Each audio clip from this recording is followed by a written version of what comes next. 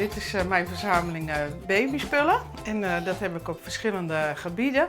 Ik heb spullen die vroeger te koop waren van baby's, zeg maar. Ik heb babyvoeding verzameling en hier een klein kamertje zoals het er vroeger uitgezien zou kunnen hebben. Beschuiten meisjes mogen natuurlijk ook niet ontbreken. De ooievaar die ook een verhaal heeft in de kraamtijd. Ja. Vroeger niet zelf kraamverzorgster geweest? Nee. Ik vond dat wel een hele bijzondere tijd als de kraamverzorgster kwam, zeg maar. Ja, een intense tijd. En ik denk dat veel moeders dat ook wel zo voelen.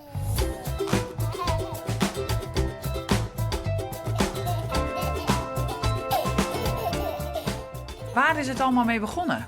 Nou, het is begonnen met, toen mijn moeder is overleden, toen moesten we de boerderij opruimen. En daar stond 50 jaar de kinderwagen waar ik nog zelf in heb gelegen op zolder. En we dachten, wat doen we ermee?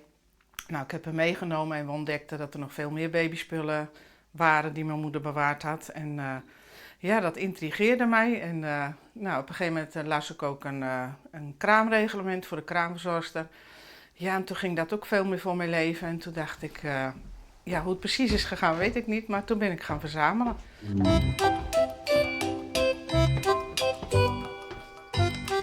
Nou, dit is hem dan.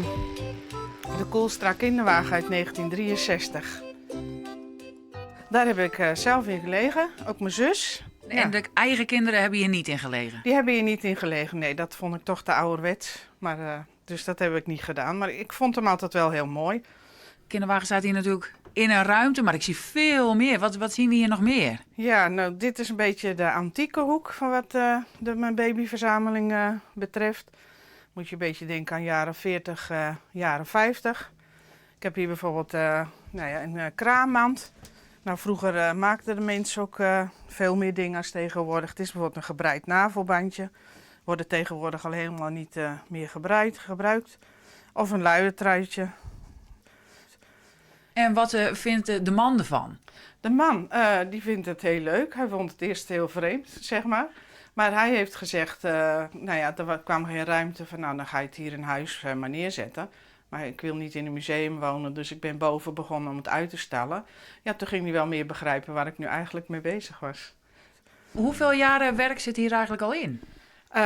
Ik ben denk ik wel 10 jaar bezig met verzamelen, maar dat was eerst heel minimaal. En ja, naarmate je er verder mee bezig bent, is het meer toegenomen. Zijn er nog altijd dingen die geleerd kunnen worden over de kraam en de babytijd? Ja, ik heb wel oude boeken, daar wil ik nog in gaan lezen en me meer in verdiepen in hoe het nu echt ging. En ik las bijvoorbeeld pas, zat ik er weer in te bladeren en toen zag ik ineens dat je vroeger ook een anti-flapoormutsje had. Nooit van gehoord, ik moest er een beetje om lachen. En je kon ook een valring kopen voor de baby, dat was een soort rubberen ring, zodat de baby zich niet kon beschadigen als het zou vallen. Dat is het nieuwe project geworden? Op zoek naar wat was het ook weer, flaporenmutsje? Een flapoormutsje. Nou ja, als ik hem tegenkom zou het leuk zijn. Maar ik denk niet als ik het intik op Marktplaats dat er een anti-flapoormutsje te koop is. Dus... En hoe noemen we de verzameling nu? Ja, een baby- en kraammuseum misschien. Ik wil nog een leuke naam gaan bedenken, om het echt een beetje concreter te maken nog. Het museum heeft dus nog niet echt een naam, maar is wel open. Als mensen het leuk vinden om te komen kijken, mogen ze zeker komen kijken. Ja, hartstikke leuk.